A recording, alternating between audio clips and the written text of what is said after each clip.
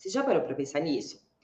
Porque assim, ó, criança, pensa na criança. A criança não acompanha a aula, o que ela faz? Tá nem aí. Tá nem aí, ela tá preocupada se a brincadeira é legal. Não é assim, criança?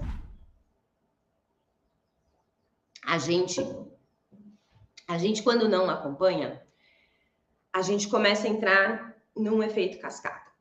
Primeira coisa que a gente faz, que é importante a gente ter consciência.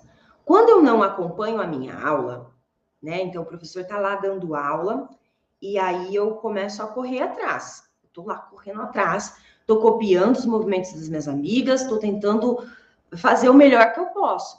Só que toda aula de balé, e isso é uma coisa que poucas pessoas têm consciência, mas toda aula de balé, ela é um treino. O que é isso? Você não faz balé e sai dançando. Por exemplo, você vai numa academia e aí você vai lá fazer uma aula de step. Vocês já fizeram aula de step? Aquela que sobe no caixotinho, desce no caixotinho, sobe no caixotinho, desce no caixotinho. Faz uma aula de axé. Uma aula de axé. Vamos pegar a aula de axé. Cara, você vai numa aula de axé, sim, axé, funk, sei lá o quê, e aí você chega lá, o professor fala, então, ó, nós vamos aprender essa coreografia aqui. É 2 para lá, 2 para cá, um braço para cima, para baixo, dá uma reboladinha aqui, dá um negocinho ali e tal, beleza. E aí você vai fazendo aquilo, e você vai dançando, e você vai repetindo, aí você vai decorando, e aí o negócio vai acontecendo, e aí você dá uma erradinha aqui, uma ali. Mas você está dançando. Aula de balé, não necessariamente a gente dança. A gente vai dançar lá no final da aula, na hora que a gente já dominou a técnica do negócio. A aula de balé, na verdade, ela é um treino. É ali na aula de balé, naquela 1 hora que você tem, que você vai treinar o seu cérebro a, ó, toda vez que eu vou fazer um plié, o meu quadril tem que estar encaixado, os meus pés têm que estar pressionando o chão. A aula de balé é para a gente ensinar o nosso corpo a executar o movimento de balé. Depois que a gente repete tanto esse processo, a gente ensina tanto o nosso corpo que a gente não se preocupa mais tanto. O corpo meio que faz sozinho. Então, hoje eu, para fazer um movimento, eu não fico pensando, aperta isso, aperta aquilo, sobe as costas. Não, eu não preciso mais pensar nisso. O meu corpo, ele já faz sozinho. Quando você começa a fazer aula de balé, você vai treinando para que seu corpo faça sozinho, para que aí você possa começar a dançar, que nem a gente dança na aula de axé, na aula de zumba. Faz sentido? Mas a aula de balé é um treino. Só que o que acontece? Eu entro numa aula, vou aprender um determinado movimento e vou ficar ensinando para o meu cérebro. Sem você perceber, você fica ensinando para o seu cérebro, ó, no tandi, que é aquele um que o pé passa pelo chão, eu tenho que levar pelo calcanhar e voltar pelo dedinho, por exemplo. Então, todas as informações a gente vai armazenando isso no nosso cérebro. Chega uma hora que eu não preciso mais pensar no tandi. Ou seja, a minha aula de balé faz com que eu ensine o meu corpo como executar aquele movimento. Só que se eu fico copiando da minha amiga, não necessariamente eu estou prestando atenção no meu corpo.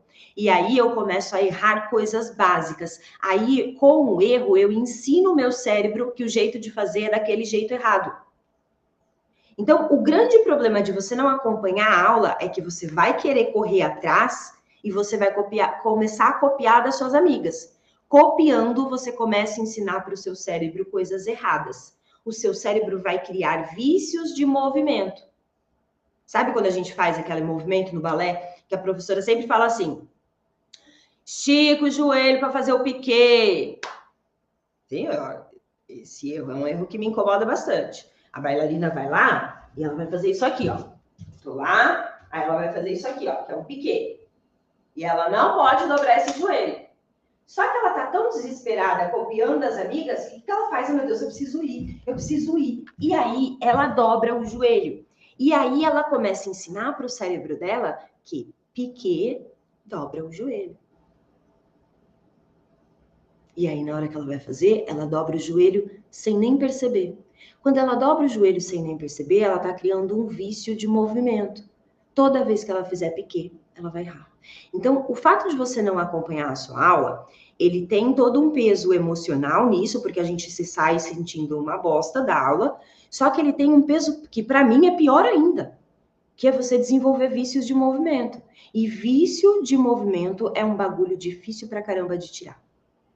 Vício de movimento significa que você vai ter que apagar o jeito que você aprendeu e construir o jeito certo, o jeito novo. Você vai ter que reaprender. E, gente, é muito mais fácil a gente aprender do que a gente reaprender. Porque reaprender, eu preciso apagar aquilo que eu aprendi. Cara, mas eu sempre fiz assim, tá? Mas agora você não vai poder fazer mais. Faz sentido isso para vocês? Então, ó, coloca aí para mim se faz sentido.